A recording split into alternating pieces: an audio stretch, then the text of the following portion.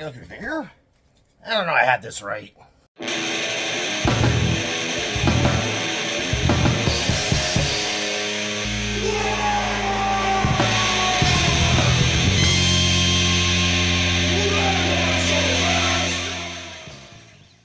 What? Welcome back to the Red Ones Go Fast. Now, old Big Mick here. And well, this is one of my contraptions. It is a 3D printer. Now, those of you that have been watching this channel for a long time know that one of our biggest deals here is telling you how you can save money on Warhammer, because it's an expensive hobby. Even among hobbies, which every hobby is expensive, it's a pretty pricey one, and so it can be really difficult to get into and really, hard. It's just hard, especially in today's world, to afford Warhammer armies. So we often talk about conversions and proxies and different deals and used minis and things like that. And one of the most common things that always comes up when you talk about Warhammer is, of course, 3D printing. Now, there are some caveats with this. Obviously, if you are somebody that plays at a Games Workshop store or in official Games Workshop events, like the Grand Tournaments, like the upcoming Tacoma Open in a few weeks here that old Big Mac is going to, you can't use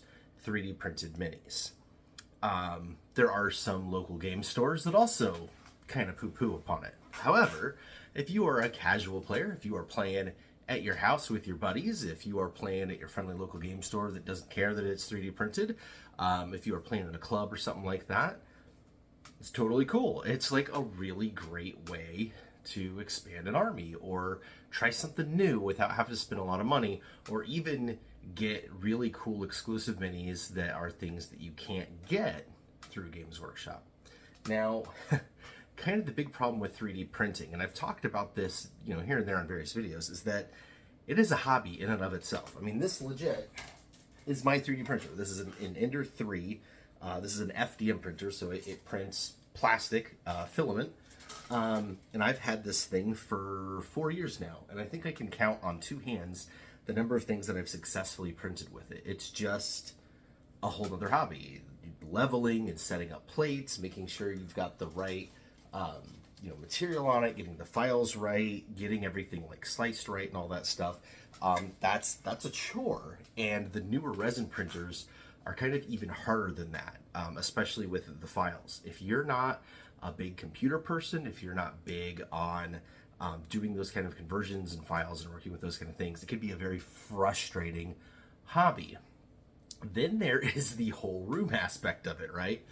Most people don't have a hobby space. I know that I am lucky to have one, but most of us, especially me for the first, 3.5+ decades of my life, my hobby was restricted to, you have it in like a tackle box and you take it out when you work on it and paint stuff it, but then you got to put it away at the end of the day. It doesn't just stay out permanently.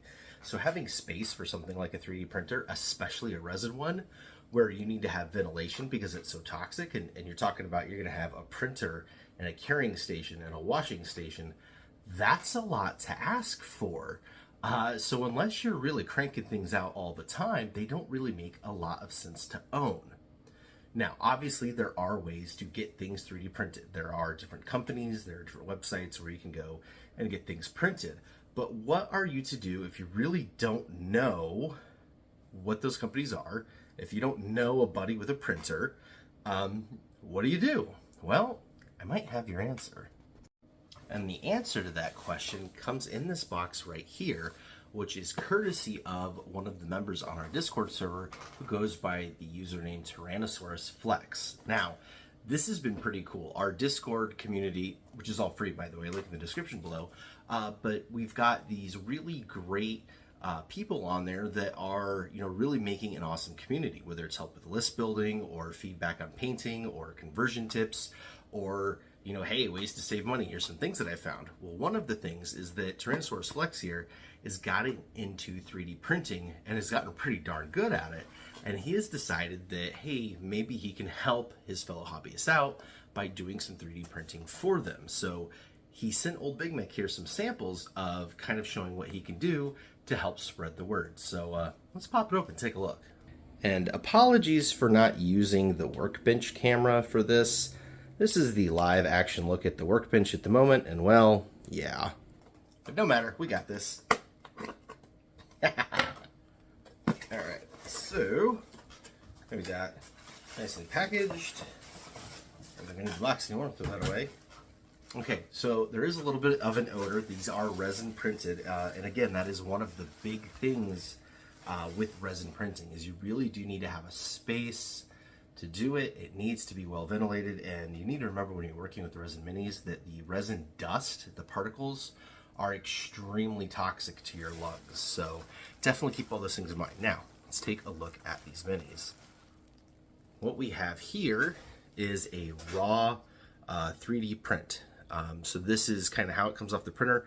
The resin ones are printed upside down like this, hence the this is what would normally be on the bottom plate on the FDM printer like mine, comes up on the top of the plate. And yeah, you end up with these minis. You can see these are all the supports that are on there, right? And then when it's all done, it's all cured like this. You can break the part off of the support really quite easily. In fact, boop, just like that, I have an arm off. Now, there's going to be a little bit of cleanup here and there, but nothing bad and nothing any worse than a plastic model. And you can see this particular part is done extremely well. We've got really nice crisp lines, no sinking or anything like that. Look at the teeth on the choppa there, looking very nice. You even have pre-drilled exhausts, very, very nice. So clearly we have some sort of a knob or a war boss here. We can get him freed from his little pre-supported prison and take a look at what we've got.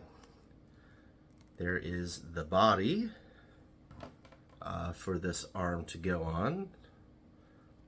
Let's see. Look pretty cool. Looks like he's doing a side slash motion. And then we've got some options on here for heads. You've got one with horns, another one with horns and a face mask, one with a big old iron gob. And yeah, same thing. You just kind of pop them off and clean them up, and you can see they've got a connection point in the back, just like regular orcs. And bada boom, bada bing. There we go. So yeah, really pretty cool. I mean, this is a totally suitable mini. Primed and painted and based and put in the army would look like a proper orc, you know? Oh, he had something on his nose there. There we go. So yeah, that's the first one. I think I got everything off there. I got everything off of there. Okay, so here's an example of like a bit. So this is one of the other really cool things, and Tyrannosaurus Flex is telling me about this, is that a lot of 3D printing, a lot of the cool stuff that you can do are these bits. Now, as much as the whole character being 3D printed is poo-pooed upon, 3D printing bits is kind of a gray area. Way back in the day, before 3D printing was invented, you were allowed to convert your models and use pieces from other models, usually not wargaming, because Warhammer was kind of the only thing in town. But yeah, like if you took a scale model tank and put a giant barrel on your Lehman Russ or something like that, it was actually kind of celebrated, not poo-pooed upon. And then when aftermarket bits started happening, GW was pretty okay with it, because they were making this kind of community of people that could build and make parts for their products that would get people to buy more products. So usually it would be like Space Marine shoulder pads that would have something on them, or a 3D effect or whatever. And very often heads, especially like Imperial Guard, you would get a bunch of aftermarket heads to put on your Imperial Guardsmen to make them into a different regiment.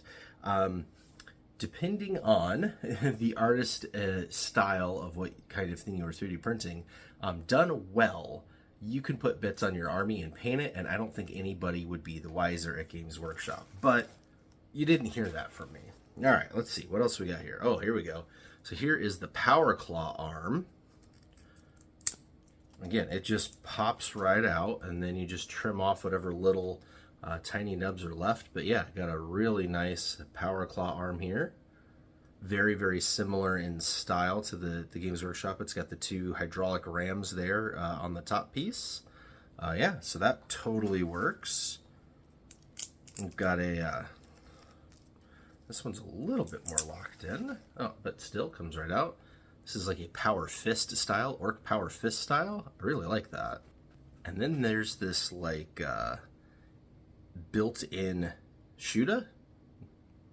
Really neat little miniature Gatling cannon thing, all built into the arm. Cool, cool, cool bits. Oh yeah, here we go. There's a slugga arm.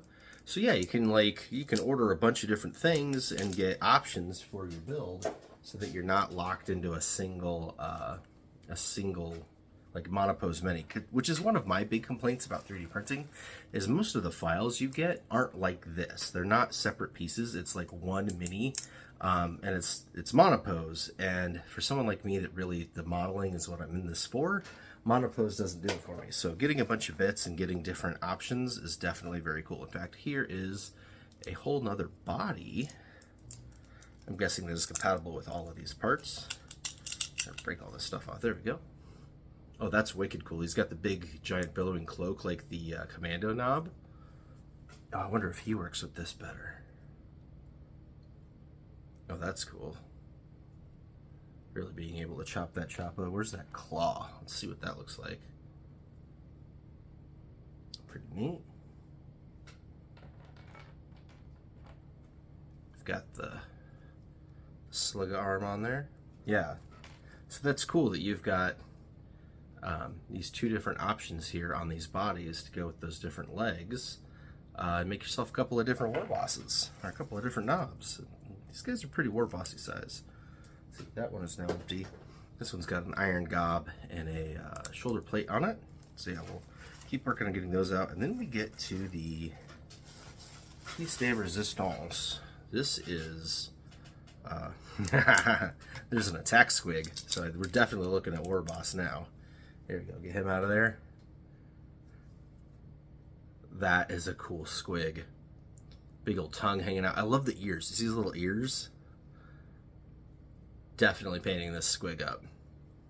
So yeah, if you want to see this painted, you should definitely subscribe to the channel. Oh, there's a second one. There's a second one. Let's see what this one looks like. This one's kind of jumping and attacking. Again, he's got the little ears. This one's got little arms, little T-Rex arms. There's little T-Rex arms. Those are funny. Oh, there's another one too. Oh my gosh. It's just a barrel. Oh, now I get it. You're gonna like this. This is cool.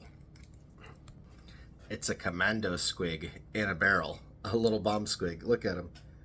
He's in the actual barrel. How cool is that? That's pretty neat. So yeah, so we've got some different attack squigs there to go with the war boss. There's a deflated squig that comes with it. He's just all flattened out. He's all tuckered out. Oh, he's funny. This dude is sick. Look at that. It's like a commando style knob. He's got the cyborg leg and the power claw. Yeah, I'm digging him. I'm digging him a lot, even though he has monopose. I'm digging him. So yeah, really cool. I mean, this is a whole little pile selection of cool resin bits and parts and figures, you know, that are all 3D printed and actually 3D printed really well. You know, I really think, you know, painted up and put on bases, these guys are going to look just fine in the army. Unless you know what you're looking at, would probably pass. The bits definitely would. So yeah, it's another option for you. If you're looking to save some money on Warhammer, you're looking to do something different or cool, and you know, you found some 3D files that'd be fun to do, but don't necessarily have a 3D printing setup and don't know where to go, come on over to our Discord, join us, and send old Tyrannosaurus Flex a DM, and he will see what he can do to help you out with his 3D printing service. So, hey, man, just another way that we here at The Red Ones Go Festa are help raising the voices of all the artists here in our community, whether it's the Goth Rockers with our music, Velgarden with our artwork, like here on the old shirt I've got, and now Tyrannosaurus Flex with the 3D printing. So definitely check that out down in the link below. All right, that's going to do it for this video. Don't forget to check out the description for all the links about everything we talked about, especially our free Discord server where you can get in touch with Tyrannosaurus Flex. Until next time, Wagon!